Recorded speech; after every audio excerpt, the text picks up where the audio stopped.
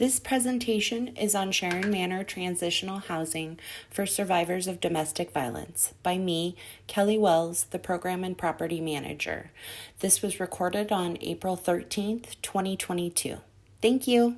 So today we're just going to talk a little bit about Sharon Manor, the services that we offer, ways to get on the wait list, and those types of things. So at Sharon Manor, our mission is to help homeless survivors of domestic violence and sexual abuse and their children on their journey out of violence and poverty to establish economic independence, safety, health, and self-sufficiency. So just a little background on domestic violence. A lot of people think when they think of domestic violence, they think of physical abuse. And so this is just a little bit of information and knowledge on what domestic violence really entails. So domestic violence is any behavior for the purpose of gaining control, power and control over a spouse, partner, boy, or girlfriend, or another intimate family member. So like I said, this doesn't just include physical abuse. A lot of times you'll see the financial abuse, the emotional abuse, which we know can be at times even more damaging than physical abuse. With the financial abuse, a lot of times you'll see where the abuser has a lot of the control over the finances, which makes it really difficult for a person who is trying to escape a domestic violence situation when they don't have control or any understanding of their financial situation. This can also include stalking and control. So whether that's financial or maybe using your children as pawns, those types of things. Just a little bit about the background and history of Sharon Manor. Sharon Manor began as what we call the house back in 1999. It was built as a one-story, 8-unit studios that had a shared bathroom between each 2 units. And then like a small fridge and those types of things. Some of the things that we started recognizing with restraints when it came to the house was that we were only able to house women in the house because they were sharing the bathroom spaces. So that's originally how Sharon Manor looked, and kind of really the verbiage around domestic violence back in those times were mainly targeted towards women. Then in 2001, we built the apartments, what we call the Sharon Manor apartments. We have 8 2-bedroom and 8 3-bedroom units in what we call the apartments. As we've grown over the years, we started to recognize that everyone and anyone can experience domestic violence. It doesn't discriminate, and we recognize the issue with the house and only being able to house women. We were able to reconstruct the house. I have a few pictures of it a little bit later in the slides, just showing you how we decided to rebuild the house so that we're able to fully work with anybody, no matter how you identify. So when we were first built, we were built on land donated by the city of Flagstaff, and using home funds and low income tax credits. So at Sharon Manor, we are lucky in the fact that we do serve low income, and your rent is based off of your income and family size. Eligibility and application at Sharon Manor. So some of the eligibility requirements for Sharon Manor are that you're currently experiencing homelessness, that you have survived sexual abuse or domestic violence of some type, and that you have some type of income, because rents are based on your income and family size at Sharon Manor. Typically, the application process, you do need to be referred by another community agency. That could be several different agencies in town, from anywhere from the local shelters But really the best way and the way that we encourage people to get on the wait list is through our local front door program through Catholic Charities or Flagstaff Shelter. Once a client completes an intake with the front door program, they're able to find out about all of the programs that they may be eligible for, not just at Sharon Manor. So that's a really helpful, useful resource if you're working with somebody that's experiencing homelessness, or if you yourself are experiencing homelessness. Not only will the front door program tell you about things, other programs that you're eligible for, but they can also be your referral over to Sharon Manor. Unfortunately, as we all know, we're experiencing a housing crisis in Flagstaff with the current prices for housing. We do have a wait list at Sharon Manor. So some of the services that we offer at Sharon Manor, we have adult programming and children programming. So we encourage, none of our services are mandatory at Sharon Manor, but we encourage people to engage with their case manager. So each person that moves into Sharon Manor is assigned a dedicated case manager. That case manager can help you with, you name it, we try to figure it out. From you don't have enough food to make it through the week, to you're trying to find a different job, secure childcare, work on your budget. Area that we spend a lot of time in is getting on wait list and trying to find secure, stable, permanent housing for when you move out of Sharon Manor. When we're not in the middle of a pandemic, we are hoping to start in the next month back with our in-person groups. Typically, we during the week would have a life skills group, and that just is a wide range of different topics, from anything from dental care to budgeting to even just some self-care and painting or making jewelry. Then the other night of the week, we typically have a personal development group, which is what my case managers here at Sharon Manor facilitate. And those groups are a little bit more hard hitting. So boundaries, more in-depth look at domestic violence, healthy relationships, and self-esteem. So we find that people feel heard, and it's nice to be around other people that have experienced the same types of situations. So group work really is something that we are looking forward to getting back to doing. Since we've been in the pandemic, we were doing groups on the go is what we called it, and just trying to still give you some of that content, but in a group packet that would be put on your door. So like I said, hopefully in the next month or so, we're getting back to in-person groups.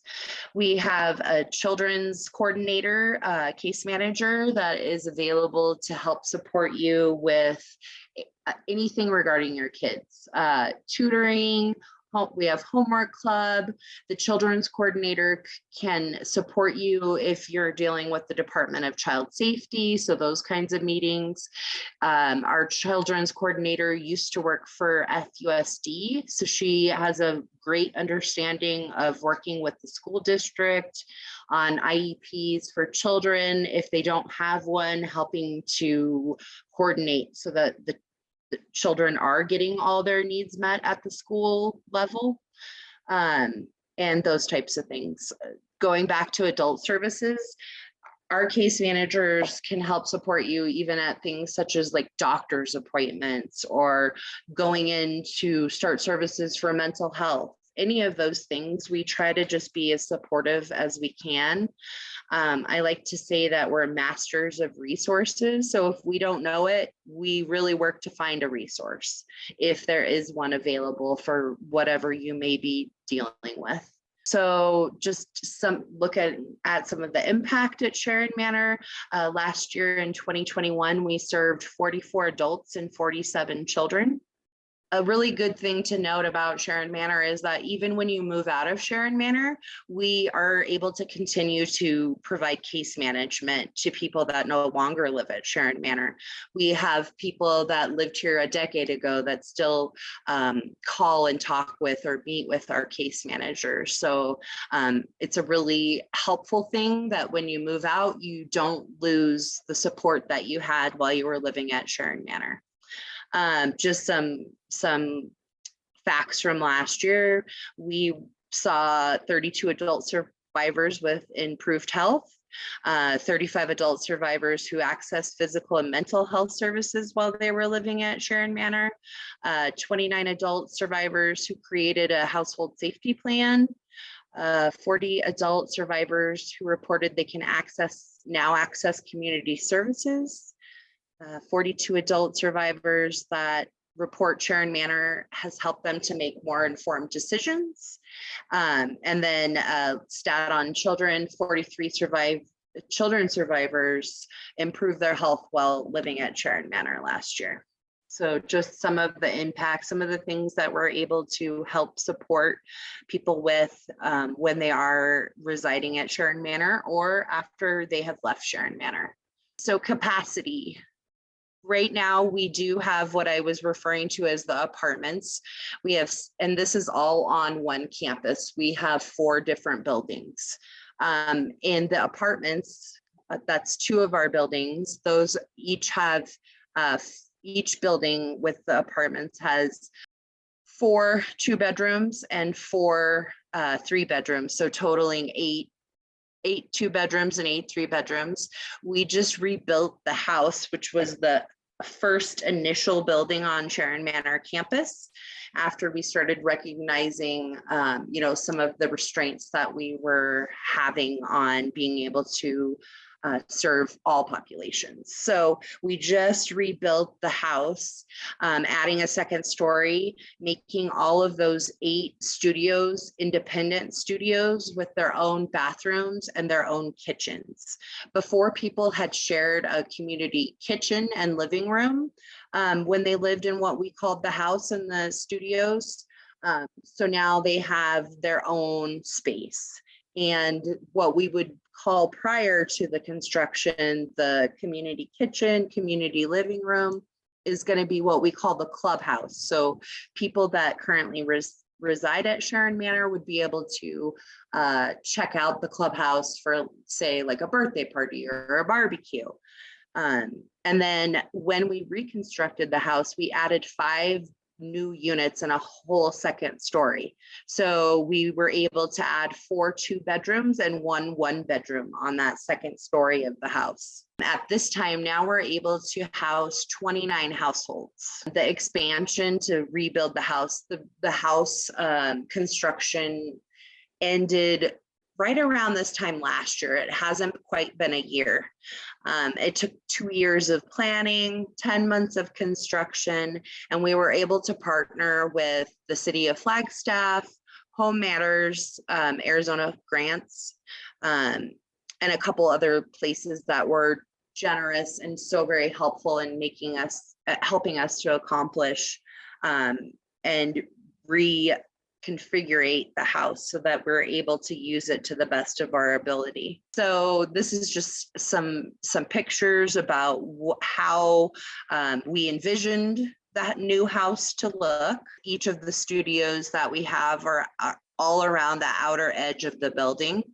And then right there in the middle is what used to be the kitchen that everyone shared, and then the dining room, living room situation. We still have the children's room. So when we're having adult group, our children's coordinator is running children's group. So that occurs right there in the children's room.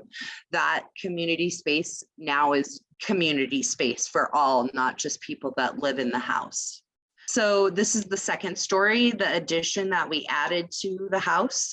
You can see the 4 2-bedrooms or the first 4 units, and then that last unit is the 1-bedroom. And these are just some pictures of what the house used to look like before we were able to begin construction last year. And what just some series of what the house looked like as we tore off the roof and were able to begin construction. This is the middle of construction with the second story addition. So this first picture is the picture of the living room community space. After reconstruction, you can see, nice new floors, open space. It was a little more constricted in there before construction. So we took out some of the walls that constricted the space to make it more functional. The second picture is one of our studios. You can see prior to the reconstruction, we only had the studio space and then a small refrigerator and microwave. Now there's a full kitchen in our studios. So you're able to have your own full space and your own bathroom versus prior to construction having to share a bathroom space with somebody you may not have picked to share a bathroom space with. Just a few more pictures of the construction. And then that is the final product. That is currently how the house looks at Sharon Manor. All of those bottom units are the studios. And then as we saw in the plans, that top story are the 2 bedrooms and the 1 bedroom. Really, that's a bulk of what we do at Sharon Manor. Thank you.